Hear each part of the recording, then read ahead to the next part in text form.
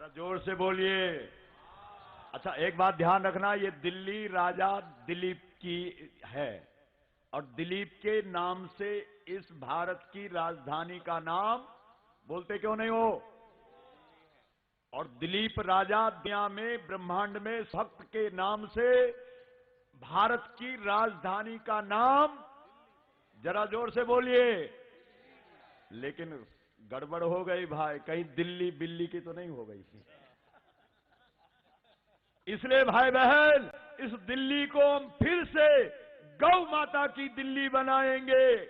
एक बात ध्यान रखना, खानदान एक है, ऊंचे कुल में कृष्ण भी पैदा हुए और कंस भी पैदा हुआ, दोनों मामा भांजे हैं।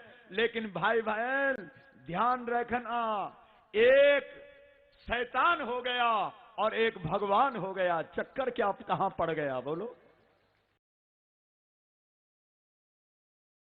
बताइए, आप बताओ।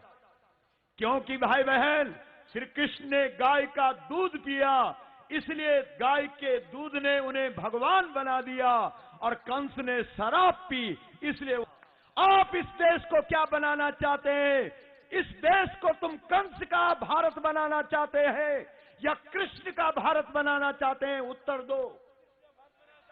तो क्यों नहीं इस देश के अंदर ऐसी व्यवस्था बनाई जा रही है कि हर घर में और 16 साल तक का बालक, हर बालक गाय का दूध पिए?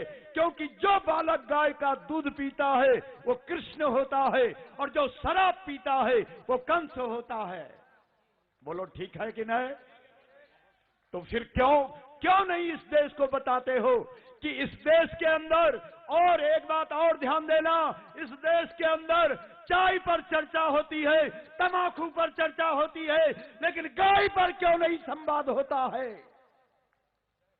इसलिए भाई बहन हमारा यह भी निवेदन है कि संवाद इस देश के अंदर गौ पर होना चाहिए और गंगा पर होना चाहिए। क्यों नहीं इन विषयों पर संवाद होता है? इसलिए बहुत बड़ा राष्ट्रीय मुद्दा है, लोगों ने इसे धार्मिक मुद्दा बना दिया। लोग कहते हैं अरे साहब कोई धार्मिक कार्यक्रम हो रहा होगा, वहां क्या जाना। ओ भाई बहन, इसीलिए इस देश की ये दुर्दशा हो रही है। जो भारतवर्ष दुनिया का पहले स्थान पर था, उसका कहीं आज स्थान भी नहीं है। वो मांस विक्रेताओं में पहले स्थान पर बैठा दिया गया है। क्यों? ये देश ऋषियों का है, और ऋषि बनाने वाली गौ माता। आप सबको मालूम होगा, विश्वरथ राजा था और वहां राजा था, लेकिन जब वो वशिष्ठ के आश्रम में गया और उसने गाय का दर्शन किया तो उसकी भावना बदल गई और विश्वरथ राजा विश्वामित्र ऋषि हो गया। और एक बात ध्यान रखना, इस देश के नागरिकों को, क्योंकि भारत के लोग सीधे साधे लोग हैं, इनको बहलाया जाता है, फुसलाया जाता है कि हम नई दृष्टि दे देंगे, नई सृष्टि दे देंगे। लेकिन नई दृष्टि और नई सृष्टि बनाने वाली अगर दुनिया के अंदर कोई है तो वो केवल गौ माता है।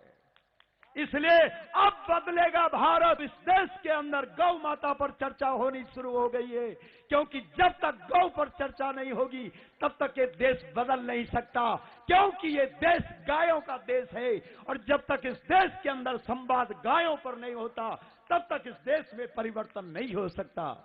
इसलिए भाई बहन ऐसा मत सोचना कि तुम दिल्ली के रामलीला मैदान में आज आ गए और बात खत्म हो गई। नहीं, आज से बात की शुरुआत है, आज से बात आरंभ है। हम पूरे देश को जगाएंगे, एक एक प्रदेश में जा करके एक एक व्यक्ति को, इस आंदोलन को, आपका आह्वान रामलीला मैदान में इसलिए किया गया है कि इस आंदोलन को जन आंदोलन बनाना है और इस देश की खोई हुई जो गरिमा है, खोया हुआ जो गौरव है, उसे दोबारा से वापस लाना है। और गौरव शब्द में गौ है, और जब तक इस देश के अंदर गौ नहीं आएगी तब तक इसका खोया हुआ गौरव वापस प्राप्त नहीं हो सकता। इसलिए हाथ उठा करके संकल्प करो, बोलो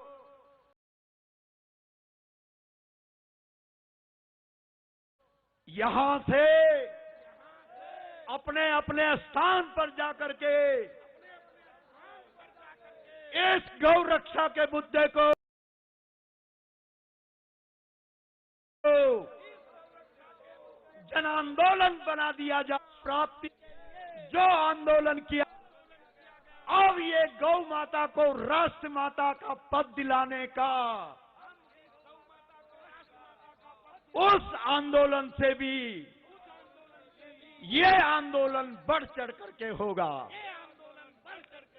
बोलो गौ माता की मां। हमारे बीच में